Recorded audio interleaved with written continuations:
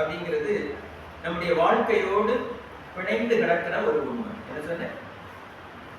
வாழ்த்துங்கிறது நம்முடைய வாழ்க்கையோடு பிணைந்து இருக்கிற ஒரு உண்மை. எப்படின்னு பார்ப்போம். இப்ப நீங்க எல்லாம் ஒரு கல்யாணம் நடக்கணும். கல்யாணத்துல ஒரு பத்திரிகை அடிக்கிறீங்க. அந்த பத்திரிகையில கடைசியா என்ன அடிப்பீங்க? தாங்கள் தங்கள் சுற்றம் சூழ வருகை தந்து மணமக்களை ஆசீர்வதிக்கும்படி அன்புடன் கேட்டுக்கொள்கிறேன். பத்திரிகை எதுக்காக அடிக்கப்பட்டது? ஆசீர்வாதம்னா வாழ்த்துறோம். அதானே ஒரு கணக்கு. வாழ்த்துறதுக்காக தான் பத்திரிகை அடிச்சீங்க. நான் சொல்றது புரியுதா உங்களுக்கு? பத்திரிகை அடிச்சீங்க, ஒரு 500 பேருக்கு 1000 பேருக்கு பத்திரிகை கொடுத்தீங்க. அந்த சத்திர வாசல்ல ஒரு டேபிள் போட்டு ஒரு நோட் வச்சுட்டு உட்கார்ந்துட்டீங்க. எதுக்கு? நீங்க எதுக்கு கூப்பிட்டீங்க? என்ன வாங்குறீங்க? அங்க மொய் எழுதினவர்கிட்ட சொன்னீங்க, எழுதின உடனே நீ மேல போ அப்படின்னா என்ன அர்த்தம்? வந்த வேலை முடிஞ்சு சோத்தை தின்னுட்டு கிளம்பு அதானே செய்தீங்க. ஆமாவா இல்லையா? ஆனா பத்திரிகையில் என்ன போட்டீங்க? ஆசீர்வதிக்கணும். 1000 பேர் வந்தான், 500 பேர் மேல போனா, சாப்பிட்டான், மொய் எழுதிட்டான், போயிட்டான். இப்போ ஒரு 500 பேர் இருக்கான். எதுக்கு? கல்யாணம் நடக்குது பார்க்கணும்னு உட்கார்ந்து இருக்கான். நீங்க எல்லாருமே எல்லாருக்கும் அந்த என்னமோ கொடுப்பீங்களே கையில, என்னது வாங்கி வச்சுட்டு உட்கார்ந்து இருக்கான். வாங்கும் போதே முடிவு பண்ணிட்டா யார் தலையில போடணும். ஏன்னா இங்கே தெரிஞ்சு அங்க போய் என்ன செய்யாது, விழாது இல்லையா? அவனுக்கு நல்லா தெரியும். அங்க டங்கு டங்கு டங்கு டங்கு டங்கு சவுண்டு கேட்டோன்னா அவனுக்கு யார் தலையில போடணும்னு ஆசைப்பட்டானோ போட்டான். திருப்பி பார்த்தா 400 பேரை காணும். எங்க போயிட்டான்? நீங்க எது கூப்பிட்டீங்க? மிச்சம் எத்தனை பேர் நிக்கிறீங்க? 100 பேர். அது அவங்க வீட்டு சைடுல 50 பேர், உங்க வீட்டு சைடுல 50 பேர். இந்த 50 பேர்ல 70 பேரு போட்டோ. எதுவரையும் நிற்பான்? போட்டோ எடுக்கிறதுலயே நின்னான். போட்டோ எடுத்து முடிஞ்சவங்க அந்த 70 பேரை காணும். மீதி 30 பேர். அந்த பக்கம் 15 பேர், இந்த பக்கம் 15 பேர். அதுல 10 பேர் அவன் ஃப்ரெண்ட்ஸ். மீதி அந்த பக்கம் நிற்க 10 பேர் அவ ஃப்ரெண்ட்ஸ்.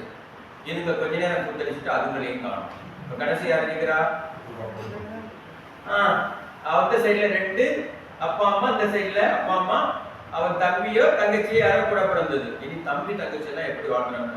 இது அலைஞ்சு கிடைச்சது மாப்பிள்ளைய பாரு. அது யாரு? அண்ணன் தம்பி. இதுங்கெல்லாம் கொஞ்ச நேரம் இதுவரையும் காணும். கடைசி எத்தனை பேர் நிற்காங்க? அம்மாவும் அப்பாவும், இந்த பக்கம் அம்மா அப்பாவும். இப்போ யார் வாழ்க்கப்படுறது? இவங்க 2 பேரும். இவங்க 2 பேரும் வாழ்க்கை எத்தனை லட்சம் செலவு பண்ணீங்க? 40 லட்சம். இதுக்கு நீங்க கோயிலே கல்யாணம் பண்ணிட்டு அந்த 30 லட்சத்தையும் பேங்க்ல போட்டு உங்க பிள்ளைய கையில கொடுத்துருந்தா அதாவது உங்களுடைய வாழ்க்கை வராதா? ஏன் முடியாது? செலவு பண்ணணும்னு ஆசை. இப்போ உள்ள பசங்க எல்லாம் ரொம்ப புத்திசாலித்தனமா கல்யாணம் எங்க? கோயில்ல. எல்லா பேரும் அழகா போறான், கோயிலே புக் பண்ணிக்கிறான், கல்யாணம் பண்ணிக்கிறான். அங்கேயே எதுக்கு இருக்கக்கூடிய அந்த ஹோட்டல்ல ஒரு 50 சாப்பாடை புக் பண்ணிக்கிறான். வந்தவங்க டோக்கனை கையில கொடுத்தோம், வந்தா இல்ல சாப்பிட்டுக்கலாம். ஆமா, சென்னையில பெரிய பெரிய பணக்காரங்களே இப்ப அப்படி ஆக்கிட்டாங்க. மாறியாச்சுல. நீங்க யோசிச்சு பாருங்க. அவ்வளவுதான் வேணும். நானே அதுதான் சொல்றேன், அவ்வளவுதான் வேணும். ஏன்னா இந்த நோக்கம் இங்க என்ன செய்யல, நிறைவேறல. இது எல்லா இடத்துலயும், நீங்க காது குத்தா இருக்கட்டும் அல்லது சடங்கு விழா இருக்கட்டும், எந்த ஃபங்க்ஷன்லயும் வாழ்த்துறதுங்கிறது இப்ப நடப்பதே இல்ல. சோ நம்ம நோக்கம் அதுதான், ஆனா அது நடக்கிறது இல்லை. இங்க மட்டும் இல்ல, நம்ம எல்லா இடத்துலயும் வாழ்த்தணும்னு தான் விரும்பணும். எல்லாரும் வந்து வாழ்த்துவதற்காக தான் குடும்பத்தை எல்லாம் அழைச்சோம். ஆனா அந்த பழக்கங்கள் எல்லாம் ஓஞ்சி போச்சு. இப்ப எதுவுமே இங்க என்ன செய்வதில்லை, நடக்கிறதே இல்லை. இனி யார் வாழ்த்தலாம் அப்படின்னு ஒரு விதி இருக்கு. என்ன சொன்ன? யார் வாழ்த்தலாம், யார் வாழ்த்தினா நல்லா இருக்கும், அதை பார்ப்போம். யார் வாழ்த்தினா நல்லா இருக்கும்? மூத்தவர்கள், அனுபவம் உள்ளவர்கள். இப்ப நீங்க கோயிலுக்கு போறீங்க இல்லையா, கோயில்ல போய் இப்ப ஒரு பாட்டு படிக்கிறீங்க, கந்தா போற்றி கடம்பா போற்றின்னா நீங்க யாரை வாழ்த்துறீங்க? ஆண்டவனை. ஆண்டவன் உங்களோட பெரியவனா சின்னவரா? நீங்க என்ன சொன்னீங்க? இப்ப அவரே பெரியவர், இப்ப நீங்க சின்னவங்க தானே, நீங்க கடவுளையே வாழ்த்துற தகுதி உங்களுக்கு இருந்தா நீங்க யார வேணாலும் என்ன செய்யலாம்? வாழ்த்தலாம். இந்த வாழ்த்துவதற்கு சின்னவன் பெரியவன் ஒண்ணும் கிடையாது, யார் வேண்டுமானாலும் வாழ்த்தலாம். ஆனா யார் வாழ்த்து பயனுள்ளதாக இருக்கும்னு ஒரு கேள்வி இருக்கு இல்லையா, அதை பார்ப்போம். இப்ப நீங்க உங்களுக்கு பிறந்த நாள்னு வச்சுக்கிடுங்க. உங்க அண்ணா தம்பி கிட்ட போய் சொல்றீங்க, எனக்கு இன்னைக்கு பிறந்த நாள், நல்லா இருக்குமா? இந்த வாழ்த்துல என்ன இருக்கு? ஒரு சொரத்தம் இருக்காது, சரிதானே? சரி, உங்க அம்மா அப்பாட்ட போறீங்க, அம்மா எனக்கு இன்னைக்கு பிறந்த நாள் வாழ்த்துமா அப்படின்னு சொல்றீங்க. நல்லா இருப்பாடா, நீ நல்லா தான் இருப்பா, அந்த பெண் தான் ஒண்ணும் சொல்ல மாட்டேங்கிறான். யார் மேல போயிடும்? யார் அந்த வீட்டுல வீக்கோ அவங்க கவனம் யார் மேல போயிடும்? அவங்களால முழுமையா அவங்கள என்ன செய்ய முடியாது, வாழ்த்த முடியாது. அதே நேரத்துல நீங்க உங்க தாத்தா பாட்டிட்ட போய் சொல்லுங்க, எனக்கு இன்னைக்கு பிறந்த நாள் தாத்தா, நீ என்ன வாழ்த்து அப்படின்னு சொல்லி பாருங்க. யாராண்டி, நீ நல்லா இருப்படா, சங்கரா என்னை எப்படா கூட்டிட்டு போவா, என் பேரண்ட் எல்லாத்தையும் கொடுறா. யாரு வாழ்த்தணும். ஆனா நீங்க என்ன செய்வீங்க? பெருசு கிட்ட போவாத. யார் அந்த பெருசு? யாருதான் வாழ்த்தணும்? ஏன்னா அவங்களுக்கு எந்த இதுவும் இல்லை, அவங்க முழுக்க இறைவனோட பேசிக்கிட்டு இருக்காங்க. அவங்க கொடுக்கிற வாழ்த்தை விட சிறந்த உயர்ந்த வாழ்க்கை யாருக்கே கிடையாது. ஸோ அந்த மகிழ்ச்சி அழகாக எழுதுவாங்க. இந்த உடலுக்கு ஒரு மையப்புள்ளி உண்டு, சுற்றுவட்டமும் உண்டு. உங்க அண்ணன் தம்பிகிட்ட வாங்குற வாழ்க்கை இந்த உடல் அளவில் நின்று வாழ்க்கை. இந்த உடலுக்கு உங்க உயிருக்கு ஒரு மையப்புள்ளி உண்டு, ஆனா சுற்றுவட்டம் கிடையாது. இது உங்க அம்மா அப்பாட்ட வாங்குற வாழ்க்கை. ஆனா பிரம்மத்துக்கு மையப்புள்ளியும் கிடையாது, சுற்றுவட்டமும் கிடையாது. இந்த வாழ்த்து நீங்க உங்க தாத்தா பாட்டிகிட்ட வாங்குற வாழ்க்கை. யாருக்கு வாங்கணும்? அவங்க வாழ்த்துவது பிரம்மம் வாழ்த்துவதற்கு இருக்கலாம். அப்ப வாழ்த்து பெரியவர்கள் மூத்தவர்கள்ட்ட வாங்குறது.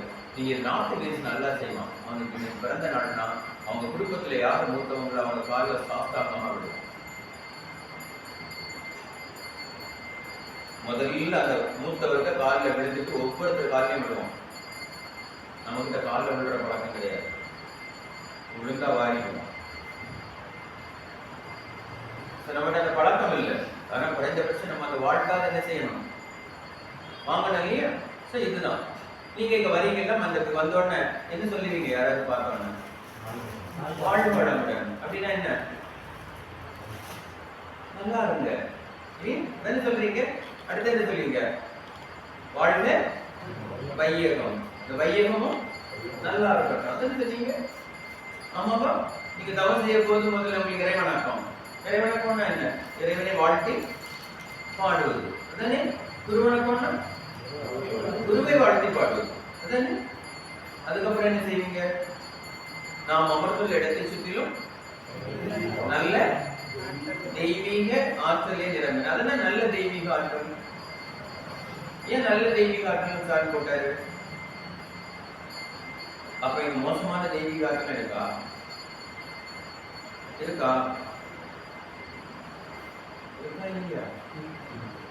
இருக்கணும். ஸோ ஒரு நெகட்டிவ் வேவ்ஸும் இருக்குது, பாசிட்டிவ் வேவ்ஸும் இருக்கு இல்லையா? ஸோ ஒரு நெகட்டிவ் எனர்ஜி இருக்கு இந்த பிரபஞ்சத்துல. சரி, நான் தவறு செய்ய போறேன், நெகட்டிவ் எனர்ஜி கிட்ட வந்தால் என்னால் என்ன செய்ய முடியாது, தவறு செய்ய. அதனால அவர் எதை கூப்பிட சொன்னாரு? முதல்ல நல்ல தெய்வீக சக்தியை கூப்பிட்டு கிட்ட வச்சுருந்தா என்ன செய்ய முடியும், தவறு செய்ய முடியும். அது மட்டும் இல்லை, இப்ப நாம் அமர்ந்துள்ள இடத்தை சுற்றி நல்ல தெய்வீக அடுத்த வரை என்ன சொல்லுவீங்க? அந்த ஆற்றல் என்ன செய்ய போகுது? உடலிலே அலை அலையாக எங்க பாய போகுது? என் உடம்புக்குள்ள உயிருக்குள்ள பாய போகுது. அது நல்லதா இருந்தா தான் என்ன செய்ய முடியும்? நான் தவம் செய்ய முடியும். கெட்டதுன்னா அது என்ன செய்ய விடாது, தவம் செய்ய கூடாது. அப்ப என்ன சுத்தி ஒரு நல்ல சுத்தமான தெய்வ சக்தி வருது பாருங்க. அது யாருடைய ஆசீர்வாதம்? பிரபஞ்சத்தினுடைய ஆசீர்வாதம். அந்த ஆற்றல் எங்க நுழைய போகுது? எனக்குள்ள உடம்புக்குள்ளேயும் உயிருக்குள்ளேயும். இவ்வளவு பெரிய ஆசீர்வாதம் நினைச்சு பாருங்க. பிரபஞ்சமே எனக்குள்ள கொண்டு வரக்கூடிய அளவுக்கு நுணுக்கமான விஷயம். பட் நாம தவம் செய்யறது எல்லாம் நினைச்சிருக்கோமா?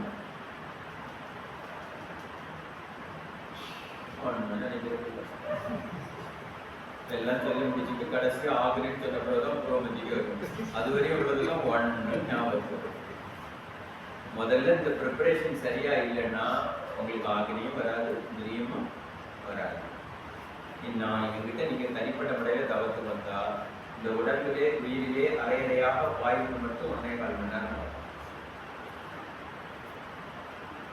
அது பாஞ்சதுக்கு பிறகுதான் உங்களுக்கு ஆகவே சொல்லணும். புரிதான சொல்ற விஷயங்கள் அவ்வளவு நுணுக்கமான விஷயம் இதெல்லாம். அடுத்தது சொல்லிட்டு காப்பு. காப்பு இது எல்லாருக்கும் பழக்கம் உண்டுதானே? காப்பு யாருக்கெல்லாம் கட்டுவாங்க? காப்பு கட்டுற பழக்கம் அல்லது காப்பீடுகள், எல்ஐசி போன்ற காப்புகள் இதெல்லாம் இருக்க ஆமாவா இல்லையா? எதுக்காக? காப்பு நம்மளை காப்பாற்றணும் ஒரு வேல்யூவேஷன் இருக்கு, இருக்கா இல்லையா? நமக்கு எங்கெல்லாம் காப்பு கட்டுவாங்க? வேண்டுதல் நிறைவேற. வேற எங்கெல்லாம் கட்டுவீங்க? இயல்பா எங்கெல்லாம் காப்பு கட்டுறாங்க?